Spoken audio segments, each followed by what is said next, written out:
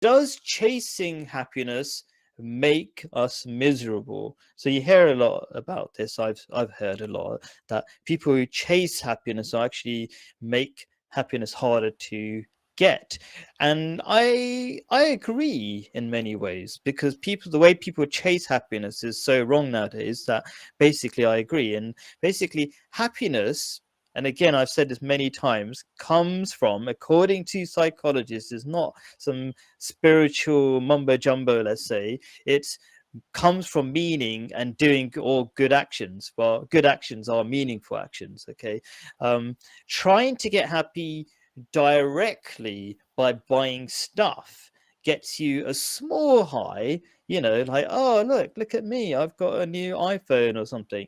But mostly gives you more misery, as you don't benefit from the side effects of the good action. So what is meaningful and what religion basically teaches you to do are things like, oh, be nice to your neighbor, be giving, be generous, and stuff like that. And when you do that, you get all these great side effects of like connecting with each other. So there's a psychological experiment that's a very simple one, where you can either buy yourself a coffee or buy somebody else a coffee. Okay, that's being generous, buying somebody else a coffee. Guess what makes you far more happier, according to these psychologists or sociologists, whatever they're called, right?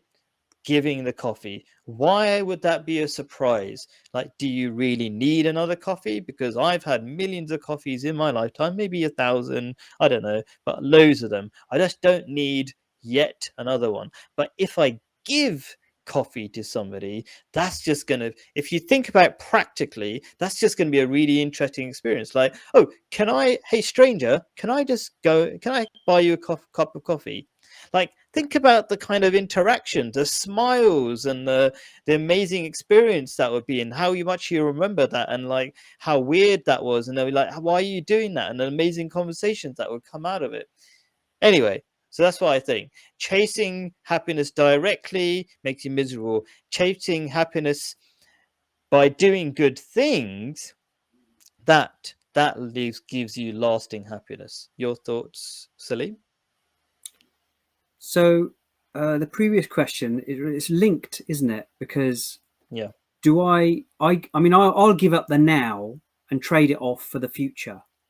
In the future, for me, I'm thinking about the long grass. I'm thinking about after I'm dead, like Mm, heaven and eternity and paradise.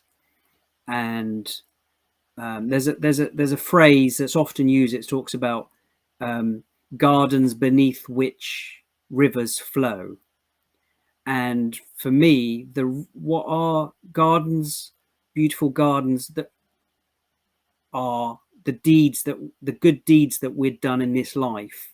So the more good stuff you've done in this life, the more kickback you'll get in the next. So again, this is related to submitting the now, submitting your desires and what you want now, so that you can get it kickback, the bonus points or blessings, as some people would call them, in the next life.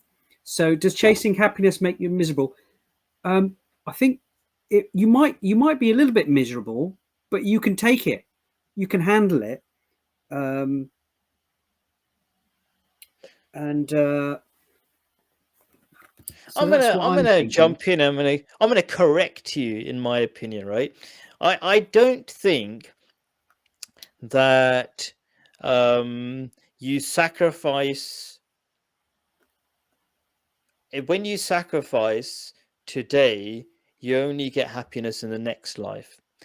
So when you sacrifice, you're actually leading a more meaningful life. You will instantly feel good about the narrative you have in your head about yourself. Because without that meaning, and this is a weird thing that people really struggle with, they think, what is meaning? What can I do with meaning? Well, what can you do with a more comfortable seat in a car?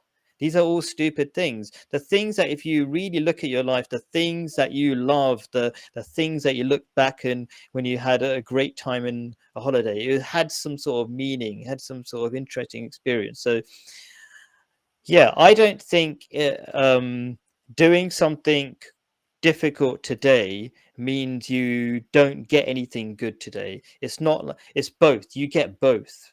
Um, it's you live a better life this life, and if you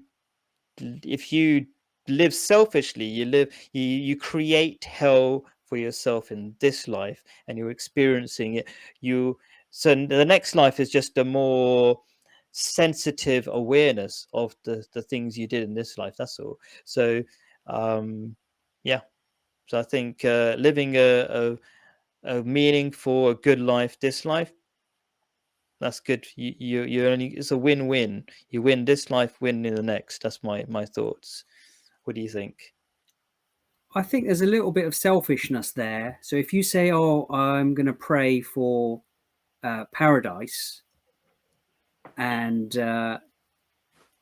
some people would say, "Well, that's asking for yourself. That's a bit selfish." What the Sufis or the mystics, they used to say, "Well, we're not going to ask for paradise. What we would rather is the pleasure of the Creator and experiences of the Creator, much more important to us than um, paradise." There was a story of a saint in the Islamic history from about 1100, and it goes along the lines of some ruffians kicked his door in, and they dragged him down the stairs. And every time his head hit the corner of the stair, it really hurt. But he said that I felt the closest to God at that time. And it's a bit weird because what he was thinking, I think what is inferring is that God is watching and I'm suffering, but inside I'm never been happier. So there's a bit of a weird thing going on there. I'm not sure if I expressed it right. What do you think, Khalid? Mm. I totally agree. I think we have a lot of conversations off the internet, and we were talking about this. Like, um, I look for the opportunities to a bit more suffering, um, and why is that? I think it's kind of, it separates you from the world a little bit, and you're closer to God and closer to nature or something like that. So Well, yeah, yeah, I if you're get that. getting up at sort of 3 in the morning to pray for others, and that's suffering. If you're fasting from the morning to night for a month or 40 days, that's taking a hit. That's painful suffering. When you're being humble and being crushed by others and just taking it, that's hard. When you're speaking the truth in a court of law that is going against you, that's hard. When you're being checked out by some girls, or you're checking out people of the opposite sex, and you say, "No, you know what? I'm going to guard my chastity. I'm going to forego that." That's hard.